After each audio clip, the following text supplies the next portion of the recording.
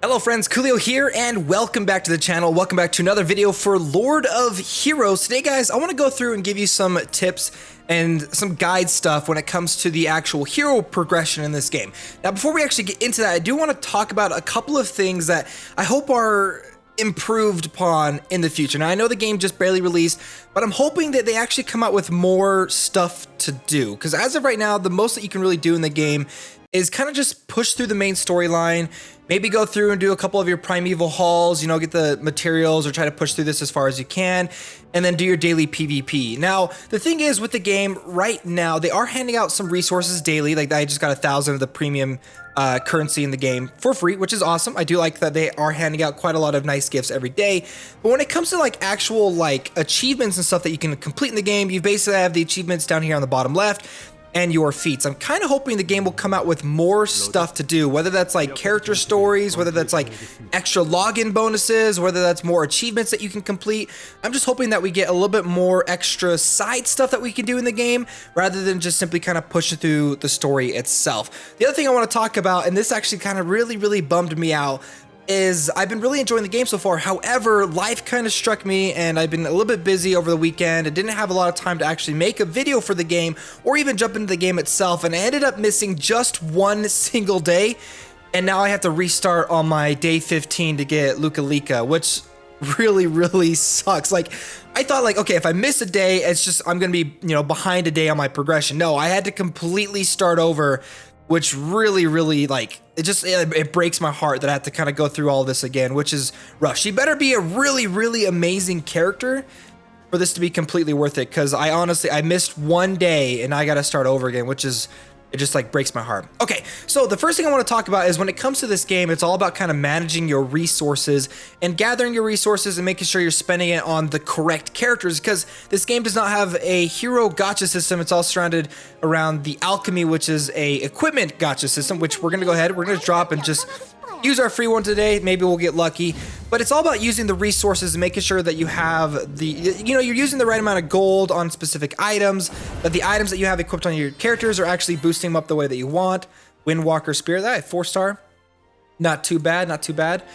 Okay, let's go ahead and head on back. Now, when it comes to actually gathering resources in this game, there isn't any kind of specific dungeon to acquire gold. The premium currency, which if you guys watch my other video, I recommend not spending your premium currency on the alchemy, but saving it up to collect heroes that you can get through the chronicles. Okay, so make sure you're not spending your premium currency on the alchemy. Use it to actually collect heroes in the chronicles itself, because it's a better investment of your resources. Now, some of the other places you can get resources is obviously by completing feats every single day, by going to the Mystic Shop and seeing what kind of things that you can get here. I do actually watch some of the ads in this game to get some of these free resources. I recommend, if you're going to buy stuff here, get experience potions or get the energy that you can use to push yourself through the actual campaign itself. Now, one of the most important things that you can do to get resources in this game is by joining an alliance. Now, this is a little bit crazy, because our alliance filled up within, I think, a single day, which was absolutely nuts. So we have a total of 50 people in the alliance, and we're going pretty strong so far. So welcome everyone to the alliance. I'm really appreciative that everyone's in the game. I will let you guys know that if there is anyone that's interested in joining the alliance, I will be going through this at least every single day. And if I see people that haven't joined or haven't jumped into the game, maybe in the last 7 days, maybe the last, you know, 14 days or something like that, I might start pushing people out so we can get more people into the alliance if you want to. But the alliance gives out an insane amount of free stuff. As long as people are jumping in and actually playing the game, you'll get a lot of resources. Now, I've got a total of 45 out of 100 gifts. Now, as you play through the game, as you do summons and whatever, you can get gifts that you can give, like, that will automatically be given to other people as part of the alliance. Now, usually when I jump in, I get a lot of gifts. Right now, we're at 45 to 100. I think I collected them kind of a little bit late last night, so I haven't had the full kind of 12 hours or 24 hours. But once you go ahead and accept this, you're going to get a lot of really great stuff to progress your character, specifically items that you need to promote them, and you're going to get a lot of energy. So if you want to play this game a lot, make sure you're joining an alliance, because you get a lot of energy every single day. So again, thank you so much to everyone that's part of the alliance so far, and all of you guys that are playing, because right now there isn't really a whole lot of stuff to do as part of the alliance, because alliance raids haven't opened up just yet, but you do get quite a lot of stuff. Now we're gonna go ahead, we're gonna jump in, and I'm gonna talk to you guys about hero progression. Now, I've had people ask me, who do I recommend actually investing resources in up front, because it takes a little bit of time to actually get the resources that you need to promote certain characters. Now, the one that I recommend doing first, promoting first, is definitely going to be Charlotte. Charlotte is probably going to be the only healer and support character you're going to get in the game for a really, really long time. She has some absolutely amazing healing abilities, such as her ultimate ability, Hymn of the Spirits. Heals all allies an amount proportional to the user's attack power, creates a shield based on the user's maximum health that lasts 2 turns. Now, this is a really, really great skill to talk about when it comes to actually progressing and equipping the right stuff to your specific characters. Now, when it comes to actually making sure you have the right equipment attached to a character, make sure all the equipment is surrounding their actual abilities. Now, for her 2 most important stats which you can get out of this ultimate ability is her attack power and her health.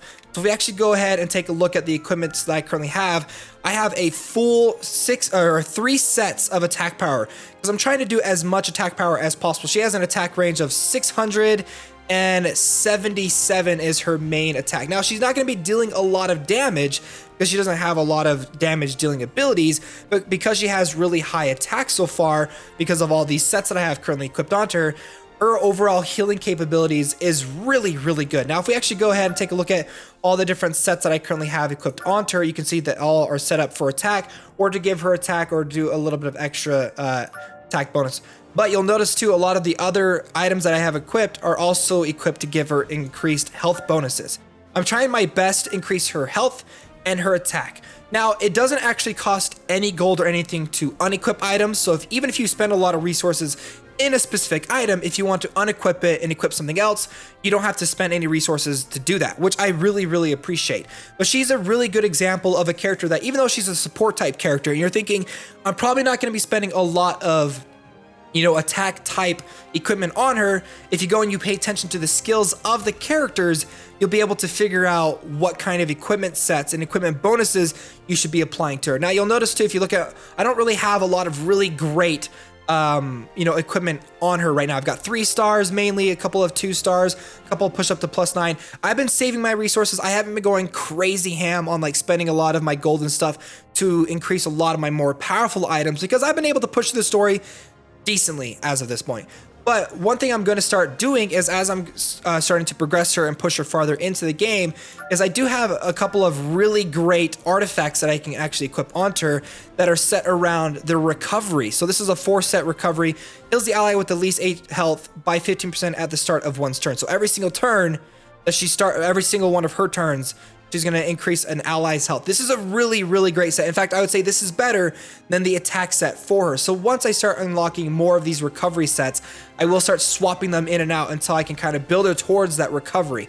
Now, another character I do recommend spending some good resources on is Zyra. Zyra, she is awesome. She does a lot of area of effect damage, and is a really, really hard-hitting character, and you actually get her for free through playing through the game. So she would probably be my second recommendation.